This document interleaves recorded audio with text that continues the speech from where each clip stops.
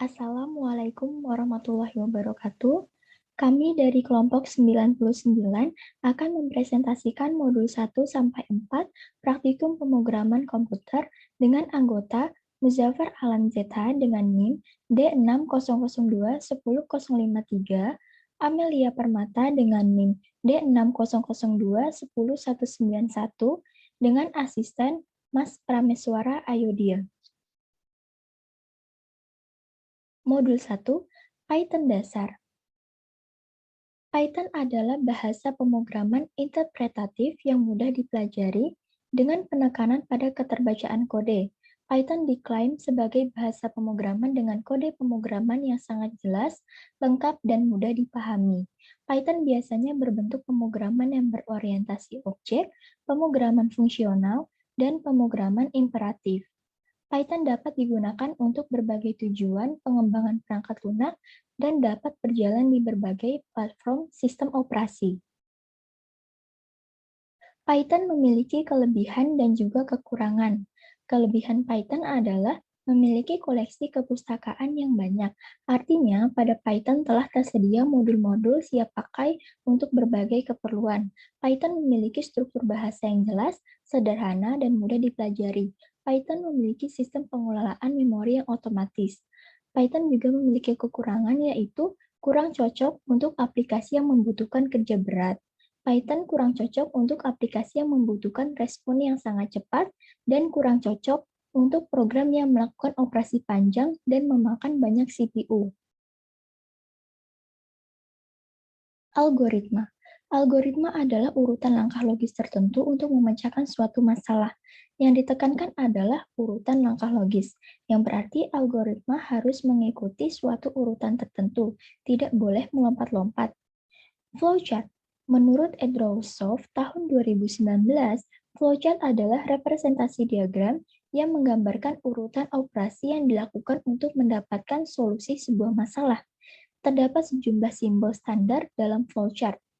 Flowchart diawali dengan menerima masukan atau input, pemrosesan masukan, dan diakhiri dengan menampilkan hasil atau output. Berikut merupakan beberapa contoh simbol dari flowchart. Ada start atau end yang menyatakan awal atau akhir suatu program, ada arrow yang menyatakan jalannya arus suatu proses, ada input atau output yang menyatakan proses input dan output tanpa tergantung jenis peralatannya, ada proses yang menyatakan suatu tindakan yang dilakukan oleh komputer, ada decision yang menunjukkan suatu kondisi tertentu yang akan menghasilkan dua kemungkinan jawaban antara iya atau tidak. Berlanjut ke pengulangan. Pengulangan adalah baris kode atau instruksi yang dieksekusi oleh komputer secara berulang-ulang sampai suatu kondisi tertentu terpenuhi. Perulangan ada for dan while. Pengulangan for terjadi setidaknya ada beberapa kondisi yang harus terpenuhi, yaitu jumlah pengulangan dan bagian kode yang diulang. Sedangkan pengulangan while terjadi berdasarkan kondisi true. Selama kondisi masih menghasilkan nilai true, maka pengulangan akan terus dilakukan. Berikut merupakan tampilan dari pengulangan for dan pengulangan while. Pengandaian. Pengandaian adalah baris kode atau instruksi yang berisi pernyataan bersyarat untuk memenuhi tujuan tertentu. Pengandaian ada if-else, if, dan if-elif-else. If-else digunakan jika terdapat suatu kondisi yang dipersyaratkan dengan dua pernyataan sebagai akibat. Pernyataan kondisional if digunakan jika terdapat satu kondisional yang dipersyaratkan dan satu pernyataan yang dilakukan. Sedangkan if-elif-else digunakan jika terdapat dua atau lebih kondisi yang dipersyaratkan. Berikut merupakan tampilan dari pengandaian if-else, if, dan if-elif-else. Berlanjut ke operator. Operator adalah suatu simbol yang digunakan dalam program untuk melakukan suatu operasi atau manipulasi data. Operator yang digunakan pada modul pertama ini ada operator aritmatika dan operator penugasan. Operator aritmatika merupakan operator yang digunakan untuk berbagai operasi aritmatika atau operasi matematis, sedangkan operator penugasan adalah operator yang digunakan untuk memberikan tugas kepada variabel. Berikut merupakan tampilan dari operator aritmatika dan operator penugasan. Berlanjut ke tipe data. Tipe data adalah media atau memori pada komputer untuk menampung berbagai informasi sesuai jenisnya. Tipe data yang digunakan pada modul ini ada boolean, string, dan integer. Boolean adalah tipe data yang memiliki dua nilai, yaitu true dan false. Sedangkan string adalah suatu urutan karakter yang ada di antara dua tanda petik. Dan integer adalah tipe data yang menampung bilangan bulat. Modul 2 Python GUI dengan PySet 2. Berikut merupakan tampilan flowchart program pada modul 2. Pertama-tama kita akan login program dengan memasukkan username dan password. Apabila password salah, akan kembali lagi ke halaman login dengan memasukkan username dan password. Apabila benar, maka akan masuk ke tampilan halaman utama. Pada bagian menu utama, jika memilih akun, maka akan ada pilihan data, kalkulator, dan grafik.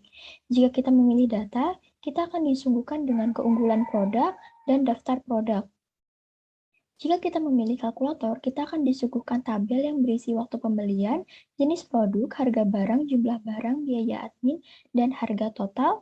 Setelah itu kita bisa masukkan data dan dapat memilih antara jumlahkan atau hapus data. Jika kita memilih grafik, maka akan terdapat tabel dengan nama judul grafik, tabel sumbu X dan Y, nilai data X1, X2, X3, Y1, Y2, dan Y3. Setelah itu kita dapat memilih apakah ingin membuat grafik dalam bentuk lingkaran atau grafik dalam bentuk garis. Lalu selesai. Berikut merupakan skrip dari menu utama. Pada program menu utama, terdapat beberapa pilihan tab yang mempermudah akses menuju fungsi yang dituju. Pada bagian menu utama, terdapat dua tab yaitu File dan Menu. Pada File terdapat tombol Logout dan Login, yang jika ditekan tombol Logout, maka akan keluar menuju menu Login. Sedangkan pada menu, terdapat tombol menuju data, kalkulator, dan grafik, yang jika ditekan akan menuju ke halaman masing-masing. Berikut merupakan skrip dari tabel. Pada program tabel terdapat data tabel dan data keunggulan. Data tabel berfungsi melihat produk apa saja yang terdapat dalam PT Kayu Asri Indonesia. Selain itu, terdapat kode produk dan juga minimal pembelian untuk memudahkan karyawan dalam menghitung data. Dan data keunggulan yang berfungsi melihat apa saja keunggulan yang terdapat dalam produk. Beralih ke halaman selanjutnya. Berikut merupakan skrip dari perhitungan. Program perhitungan berisi waktu pembelian, jumlah produk, harga barang, dan lainnya yang memudahkan karyawan untuk memasukkan data. Program ini juga dapat menjumlahkan otomatis data yang dimasukkan. Ketika mengisi masing-masing kolom yang tersedia dan menekan tombol count, maka akan terdapat harga total yang muncul dari perhitungan. Jika menekan tombol delete, maka akan menghapus data yang sudah dimasukkan. Berikut merupakan skrip dari grafik. Pada program grafik terdapat beberapa kolom yaitu judul grafik, sumbu X dan Y, dan data-data yang harus dimasukkan. Cara kerja program ini ketika memasukkan data-data yang dibutuhkan ke dalam kolom teks yang diberikan, kita dapat memilih grafik dalam bentuk apa saja yang dibutuhkan, apakah grafik dalam bentuk garis maupun lingkaran. Selanjutnya, pada masing-masing skrip pada menu utama, menu tabel, menu perhitungan, dan menu grafik diawali dengan import SYS dan pemanggilan modul-modul PySet yang akan digunakan untuk mendesain program yang akan dibuat. Setelah itu, melakukan pembuatan kelas yang pastinya pada skrip juga harus ditutup dengan if untuk mengeksekusi kode-kode yang telah dibuat dengan menggunakan key application untuk menjalankan program PySet 2. Selanjutnya melakukan pemanggilan kelas yang dibuat, lalu show untuk menampilkan program, dan SYS exit untuk menutup program. Selanjutnya, ada widget dan juga layout. Widget merupakan sebuah dasar dari pengembangan aplikasi GUI yang mana akan digunakan untuk menampilkan sekumpulan item sehingga user akan dapat dengan mudah memilih item yang sekiranya akan digunakan. Sedangkan layout sendiri merupakan bentuk representasi dari ukuran, jarak, dan penempatan berbagai macam konten dalam window GUI. Pada menu utama, terdapat widget key label. Keylabel sendiri merupakan widget yang berfungsi menampilkan gambar maupun teks. Pada tabel, terdapat widget KeyTab widget. KeyTab widget merupakan widget yang menyediakan bar tab dan area halaman yang digunakan untuk menampilkan halaman yang terkait dengan masing-masing tab yang merupakan dalam kumpulan widget tab. Lalu ada Key Push Button. Key Push Button merupakan widget tombol yang digunakan untuk mengeksekusi perintah klik atau push. Lalu ada Key Label yang sudah saya jelaskan tadi. Lalu ada Key Table Widget. Key Table Widget merupakan widget yang digunakan untuk membuat tabel yang berisi header serta item pada tampilannya. Lalu ada Layout. Layout yang berada pada tabel yaitu ada Key Grid Layout. Key Grid Layout merupakan layout untuk mengatur widget ke dalam bentuk grid, di mana jendela dibagi menjadi grid sebanyak yang dibutuhkan. Selanjutnya ada perhitungan. Pada perhitungan terdapat widget Key Label dan Key Push Button seperti yang sudah saya jelaskan tadi, lalu ada Key Line Edit. Key Line Edit merupakan widget editor teks yang digunakan untuk mengedit suatu baris teks. Lalu ada Key Spin Box. Key Spin Box merupakan widget berbentuk spin kotak untuk mengambil nilai tertentu. Lalu ada Key Date Edit untuk mengedit tanggal. Lalu ada Key Combo Box merupakan widget berupa daftar pilihan dalam bentuk tombol ataupun drop down.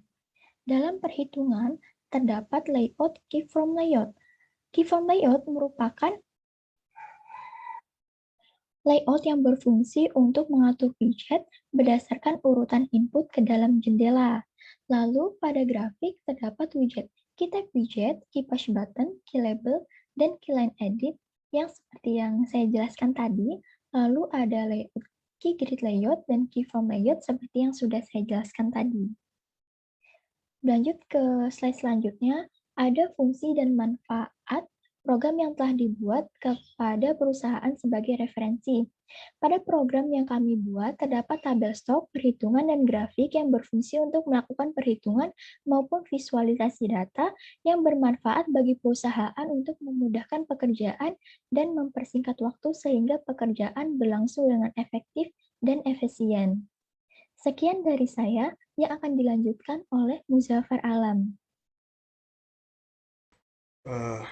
Perkenalkan, nama saya Muzaffar Alam Jidan Nabi. Di kesempatan kali ini saya akan menjelaskan tentang modul 3, yaitu web statis dengan Django. Apa itu Django? Django adalah sebuah kerangka kerja full stack untuk membuat aplikasi web dengan bahasa pemrograman Python. Django juga merupakan kerangka kerja Python web tingkat tinggi yang dapat melakukan pengembangan aplikasi dengan cepat dan memiliki desain pragmatis yang bersih. Django dapat membuat pengembangan aplikasi menjadi lebih mudah, lebih cepat, dan lebih sedikit menggunakan kode. Nah, kita lanjut ke kelebihan dan kekurangan Django. Yang pertama, kelebihan ditulis dalam Python. Kedua, memiliki fitur untuk menyederhanakan proses development dan aman digunakan. Nah, untuk kekurangannya, yang pertama, dia tidak adanya coding convention atau gaya penulisan. Django Framework tidak cocok untuk proyek kecil yang hanya membutuhkan beberapa fungsi. Dikarenakan sekali menggunakan Django, ini kita menggunakan banyak library yang banyak memanggil banyak kode. Membuat project dari Django. Pertama, kita buka command prompt, terus ketik Django admin start project mysat, lalu akan muncul beberapa berkas seperti init.py, setting.py, uas.py, sgi.py, manage.py. Untuk membuat app dari Django, hampir sama dengan membuat project dari Django. Kita sama-sama menggunakan command prompt, yaitu namun kita ketik python manage.py startup full. Lalu akan muncul beberapa berkas seperti init.py, admin.py, apps.py, migration, init.py, model.py, test.py, views.py. Cara membuat HTML. Untuk membuat HTML kita harus menggunakan script type HTML seperti pada gambar di script di atas. HTML sendiri adalah bahasa standar pemrograman yang digunakan untuk membuat halaman website yang diakses melalui internet. Cara membuatnya tinggal kasih .html pada belakang nama file, maka file tersebut akan menjadi file HTML. Nah, untuk cara membaca CSS, untuk membaca CSS kita harus kasih .css pada belakang file dan menaruh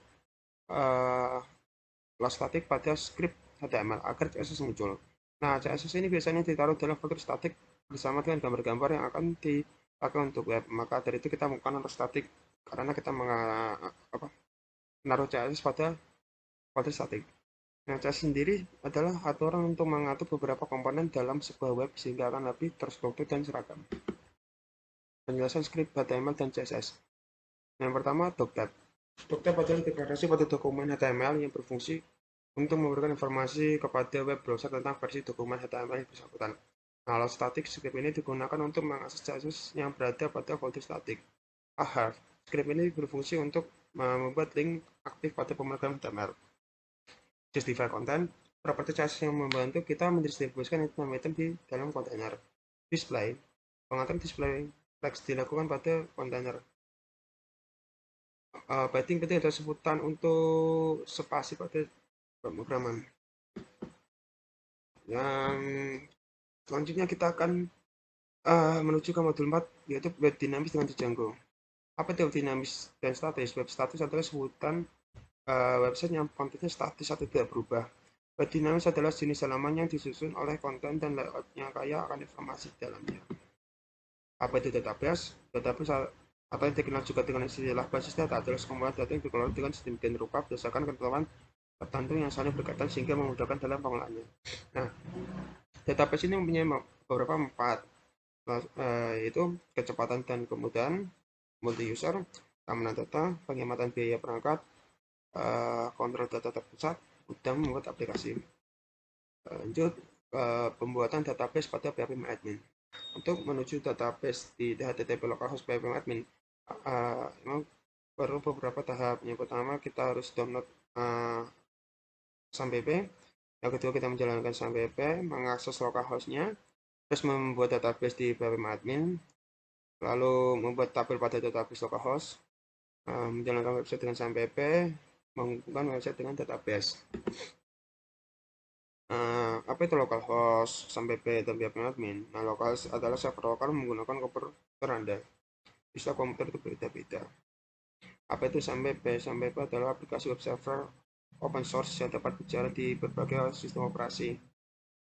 Nah, kalau PHP admin adalah aplikasi berbasis web untuk membantu Anda melakukan pengelolaan database MySQL. CRUD. Nah, CRUD ini ada kepanjangannya, yaitu create, read, update, dan delete. Nah, untuk CRUD sendiri ini digunakan untuk membuat record baru pada sistem basis data. Untuk read, ya, fungsinya yaitu untuk mencari atau mengambil data tertentu yang berada di dalam tabel dengan membaca nilainya.